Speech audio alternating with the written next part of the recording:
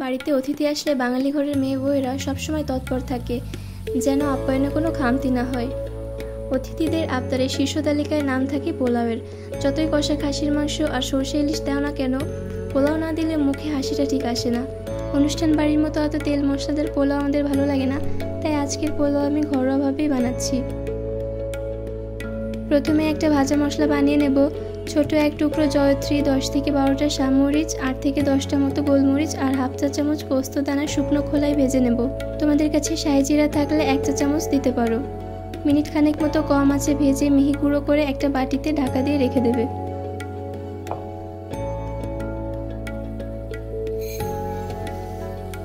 এখানে আমি চিনি গুঁড়া চাল নিয়েছি। মেজারমেন্ট কাপের 3 কাপ চাল জল দিয়ে ভালো করে ধুয়ে একটা ছাঁকনিতে জল ঝরতে দেবে।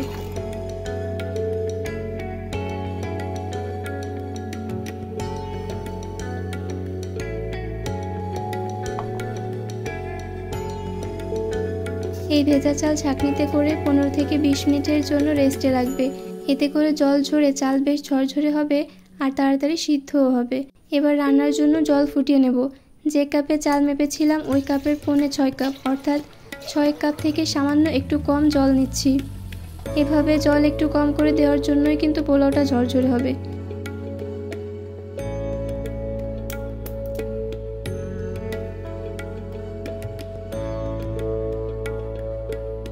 গোটা গরম মশলা, তেজপাতা, গুঁড়ো করে রাখা ভাজা মশলা, অল্প চিনি, পরিমাণ মতো লবণ আর অল্প তেল দিয়ে ভালো করে মিশিয়ে জলে একটা বলক তুলে নেবে।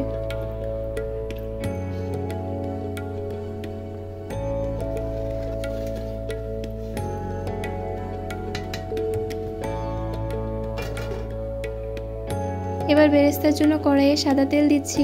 তেল গরম হলে পেঁয়াজ কুচি দিয়ে মাঝারি থেকে একটু বেশি আঁচে ভাজবো।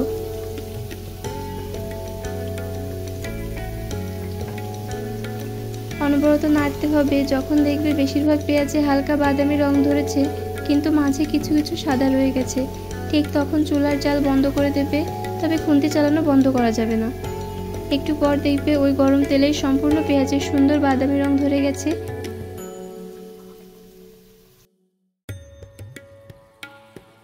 এবার তেল ছেঁকে আলাদা বাটিতে তুলে অল্প চিনি মেখে রেখে দেবে। চিনি দিলে বেশ অনেকটা সময় মচমচে থাকে আর খাওয়ার সময় মুখে হালকা মিষ্টি লাগলে বেশ ভালো লাগে।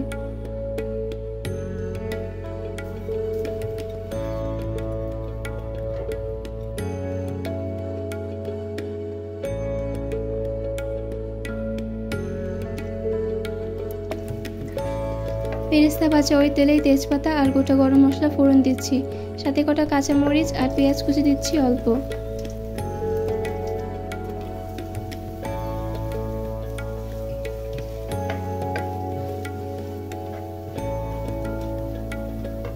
পেঁয়াজ নরম হয়ে গেলে 1 টেবিল চামচ জিরা বাটা আর হাফ টেবিল চামচ আদা বাটা দিয়ে 2 মিনিট ধরে কষিয়ে নেবে।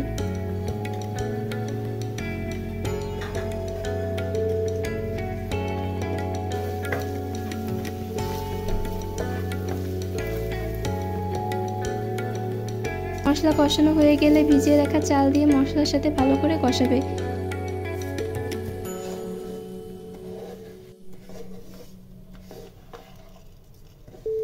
মাঝারি আঁচে 4 থেকে 5 মিনিট মতো চাল ভেজে নেবে। যখন দেখবে চাল থেকে সুন্দর একটা গন্ধ ছড়াচ্ছে, তখন আগে থেকে ফুটিয়ে রাখা গরম জল দিয়ে দেবে।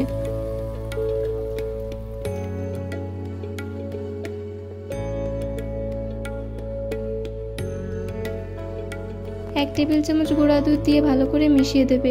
এখানে তরল দুধও দেওয়া যেত, তবে সেক্ষেত্রে জল আর দুধ মিলিয়ে 6.25 কাপ দিতে হতো। সবকিছু মিশিয়ে মাঝারি আঁচে ঢাকা দিয়ে রাখবে। যখন জল প্রায় শুকিয়ে আসবে তখন চুলার আঁচ একটু কমিয়ে দেবে আর মাঝে মাঝে ঢাকনা তুলে নেড়েচেড়ে দেবে।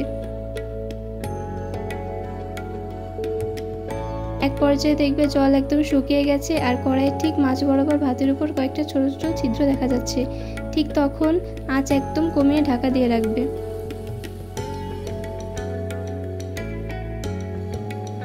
খেয়াল করলে দেখবে এখনো কিন্তু অল্প অল্প জল আছে, এতে ভাত সম্পূর্ণ সিদ্ধ হয়ে যাবে। কিছু সময় পর পর একটু নেড়েচেড়ে দেবে, তবে এই কাজটা খুব আলতো হাতে করতে হবে, না হলে ভাত ভেঙে যেতে পারে।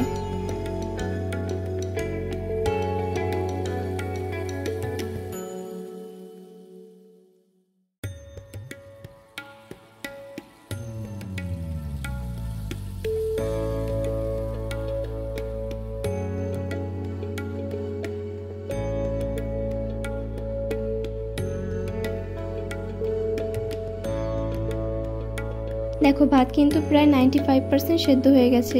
ঢাকা দিয়ে রাখলে বাকিটাও সেদ্ধ হয়ে যাবে। চালে জল দেওয়ার পর থেকে সম্পূর্ণ সেদ্ধ হওয়া পর্যন্ত কিন্তু কম আঁচে ঢেকে রান্না করতে হবে। জল একটু কম দিয়ে রান্নাটা করলে ভালো হয়, যদিও যথেষ্ট সময় সাপেক্ষ ব্যাপার, কিন্তু এতে ভাত সিদ্ধও হবে আর ঝরঝরেও হবে। পোলাও কিন্তু সাদা আর বেশ ঝরঝরে হয়েছে। এবার উপর থেকে বেরেস্তা ছড়িয়ে পরিবেশন করো পছন্দ মতো পদের সাথে।